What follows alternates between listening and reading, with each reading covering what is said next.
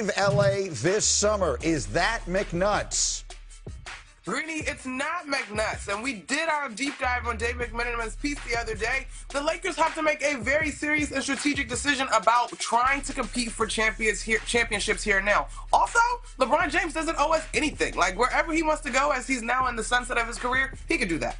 Absolutely. We'll talk more about him as we go. But tonight we got a pair of Game 6s. Let's start in the East. Monica, if I said the Pistons are going to come back and win this series from down 3-2, is that McNuts?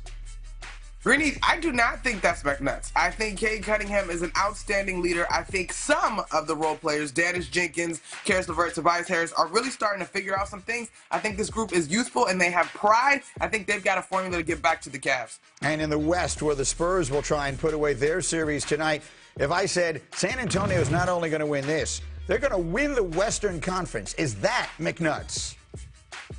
Greeny, this one is not McNuts. I do think that they're going to lose tonight, though. I think the Wolves are going to come back. Here's the thing. I have been saying this all year. This team is inexperienced, but I must admit, I've been thoroughly impressed in this postseason run, and Victor Wembanyama is the incredible equalizer in terms of eliminating the inexperience. Well, Cindy, let's go with B14 here just to set up the conversation. OKC remains the overwhelming favorite to win the West. San Antonio is next, but the Spurs are a 5.5-point favorite to win Game 6 tonight and eliminate the Timberwolves. That's right, they're a 5.5-point favorite on the road tonight. And Jay, we talked about this the other day. In Game 5, when the game was in San Antonio, coming off of the elbow from Wembanyama, the Timberwolves didn't really go at him. They didn't play him particularly physically. They used to call it the Jordan rules. Yeah. Do you expect the Wemby rules to be in effect tonight? It has to be. And for this, look, the Spurs are 7-3 in the playoffs. Okay, as Wemby goes, so go the Spurs. Right. So when you look at game, 2 in the first round matchup against Portland, right? Concussion protocol, he was out. They lost. You look at game 1, first round of this series, like he goes 0 from 8 from the field. Physicality, they lose. The elbow game, the right angry elbow, they lose. You have to be physical with him from the beginning. There's no way he can have 18 points in the first quarter of the way he plays. He has to be on his back each and every possession. I'll be fascinated, Wendy. I mean, you've been around him since before the rest of the world was talking about him. This is going to be a first for him tonight, however they play it on the floor. I have to imagine the boos are going to be long and loud the first time he touches the ball, and every time he touches the ball, all of the spotlight him in a road game. I'll be fascinated to see how he responds to that. Yeah, and so much about situations like this is about how the officials let the teams play. And I would expect Minnesota to try to take advantage of being at home to be a little bit rougher in those situations. And the thing about the Spurs, they have impressed me at every step this season with their poise. Yeah. So I do not think Minnesota can count on San Antonio not being ready and handling the situation. They're going to have to beat them straight up. Fair enough. So there's another matchup, or at least another piece of the strategy, Wendy, you were talking about in our meeting this morning, that you're watching for that will decide tonight's game. Yeah, Greeny, the biggest chess match going on in this series right now is Ant Edwards going against the Spurs defense and trying to keep him from getting the ball and shooting the ball. If he comes up at half court and brings the ball up, they're double teaming him.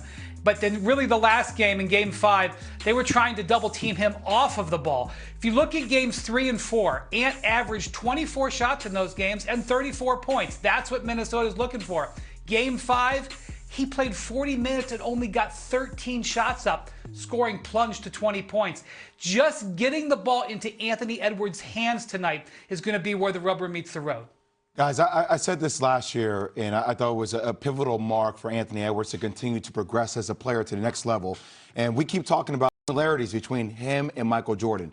On all those plays, you're seeing Ant off the ball on the perimeter, getting double team coming off, side pin down actions or fadeaway screens, or when he has the ball in his hands. I still think the best Anthony Edwards possession that we can see is when he is on the block. Michael Jordan talked all the time about you rest on offense when you can post up, because you can see the double team coming over your right or your left shoulder. You can be a playmaker and you can be a scorer. Anthony Edwards is trying to do everything on the perimeter, I think that's the wrong geographical location for him to be on the floor. It's an interesting point. Monica, I want to be completely fair to Edwards here. I mean, he suffered this really bad knee injury, 3 weeks ago? I mean, so just the mere fact that he's out there playing as much and as well as he is remarkable. But there is a piece of this tonight, as I look at it, like Anthony Edwards sort of looked like he was the next one, right? He was going to be the next great one.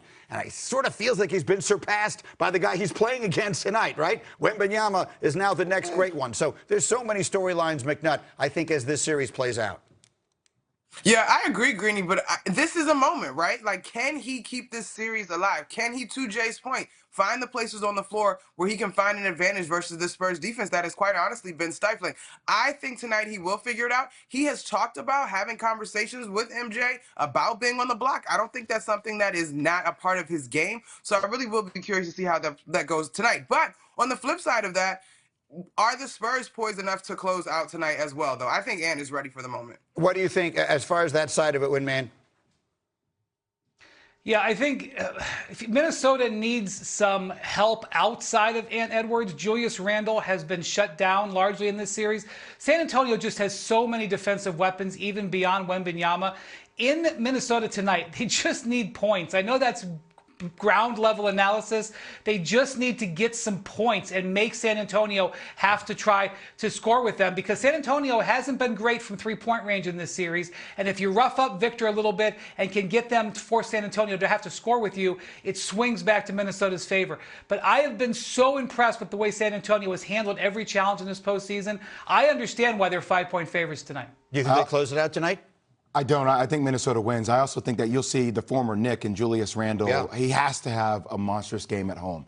And he hasn't been having a strong series. I think there's no better way than set that tempo than be aggressive defensively. You might see a lineup change a little bit by Chris Finch, which I think, Nas Reed and company. But I think Julius Randle has to be next level this evening. I'm with you. He's a player to watch tonight. Again, both Game 6s tonight. More hoops as we continue. Back to the football as well. Can a brutal early schedule push the Pacers